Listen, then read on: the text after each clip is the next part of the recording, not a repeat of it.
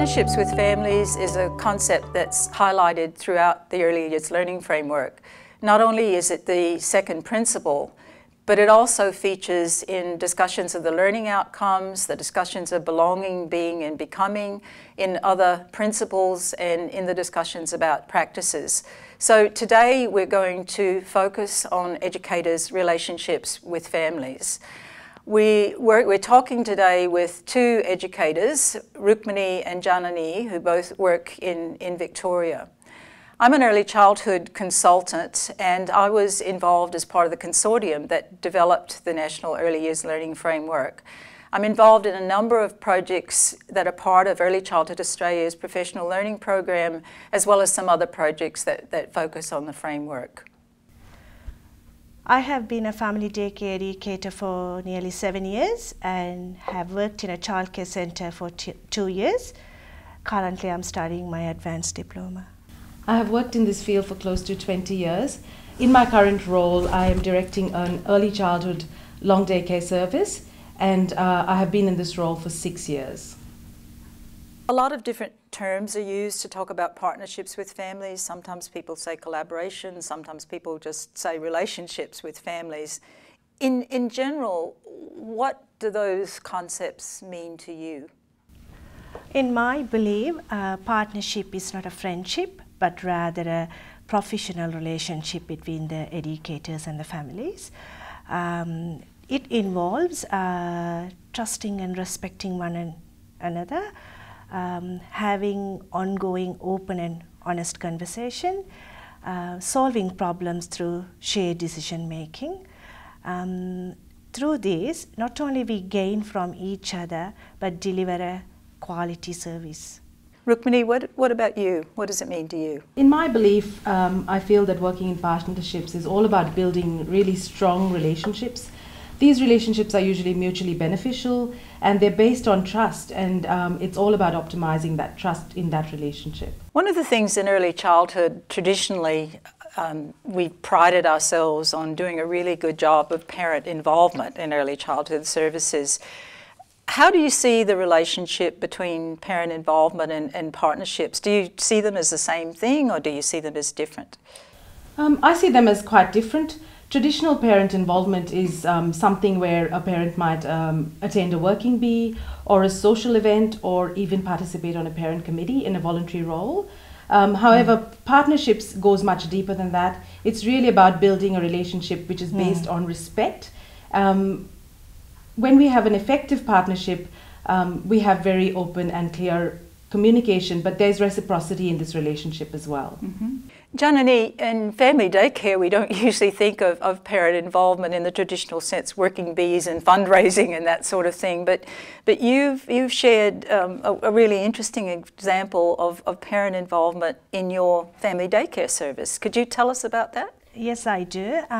In 2006, I did not have an outdoor play area for my family daycare children to access.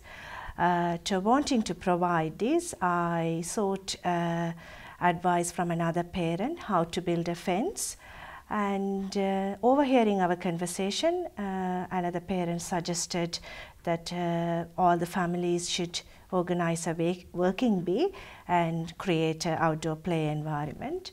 So over nearly 3 days, we created this outdoor play environment by involving all the families and the children. After completion of this play area, the children would say things like, oh, my mom painted this mosaic picture, or my mom made these wind chimes, or my dad made this gate.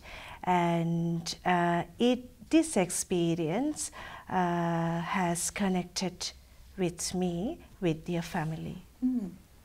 Wonderful. The EYLF uses the term strong, mutually respectful, reciprocal relationships to talk about the relationships with families. How do you use partnerships to support children's learning in the ways that are described in the EYLF and in the learning outcomes? It helps the child to belong in the environment, having a great partnership with families. having interactions with family, we create relationships with the children as well as the family, and we make a difference in children's life and the family's life as well. Also, getting as much of information from families, it gives a clear picture of a child, and it enables the educators to provide a curriculum which is meaningful to the family and the child's needs. I would like to share 2 examples. One of them was one of the child, she's only 15 months. Recently she has been saying sounds like soy, soy, sorry, sorry, and then she would go oh. So I was thinking she was saying sorry, sorry, and then she's going oh. So end of the day, when the parent arrived, I was telling the parent, this is how your little daughter was saying, and what does it mean anything to you? And he said to me, oh, they have a cat called Southie, so she's calling the cat Southie, Southie, and when it runs away, she says, oh.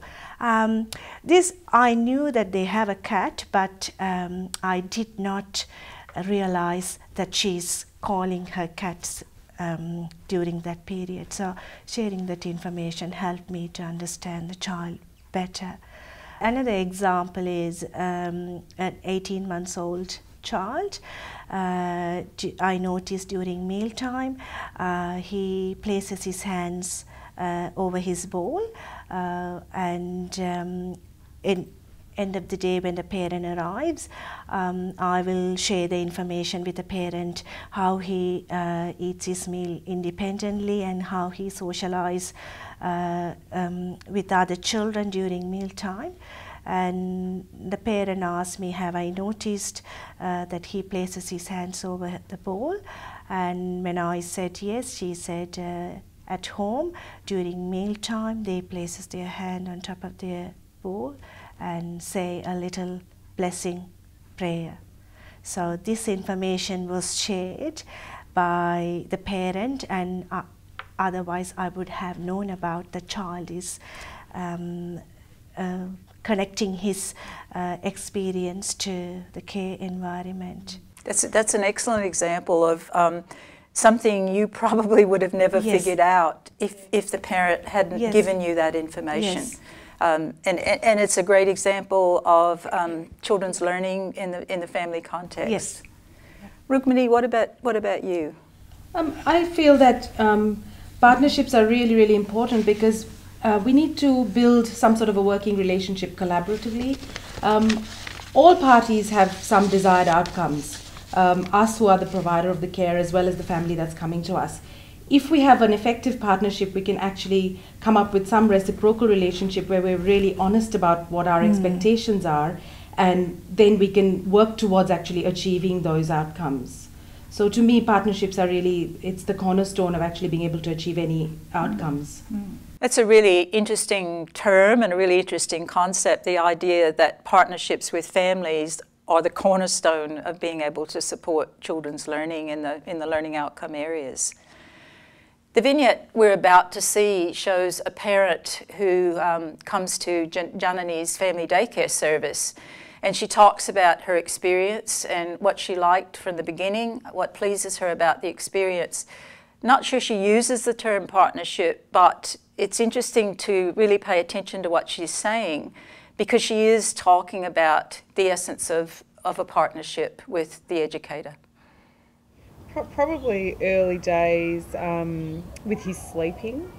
A lot of the kids he were on, they were on 1 sleep a day, whereas he probably needed 2, sort of 1 mid-morning and 1 in the afternoon, which made it harder for her. But I found that him on 1 sleep, he just wasn't coping when he got home. He just sort of fall apart.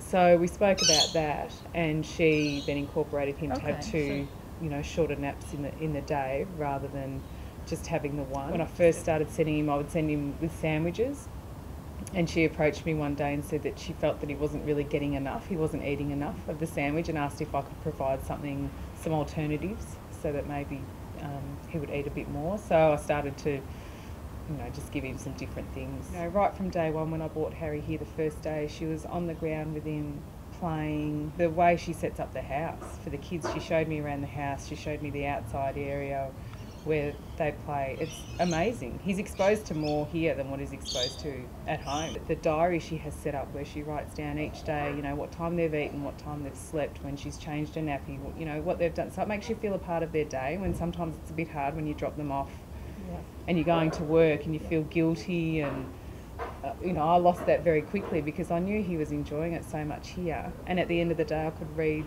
what he'd done. She provides us with little stories of what they do each week, and we sort of comment. I remember the first year that we came here, she celebrated Chinese New Year, and some of the parents came along and I came along as well, and that's something I'd never been a part of. And to have Harry involved in that, I loved it, because we're a multicultural society, and I loved the fact that he was exposed to that. He went through a stage, probably when I had my second baby, where he would get quite upset when I was leaving him. But I felt that Janani and I were very much on the same page.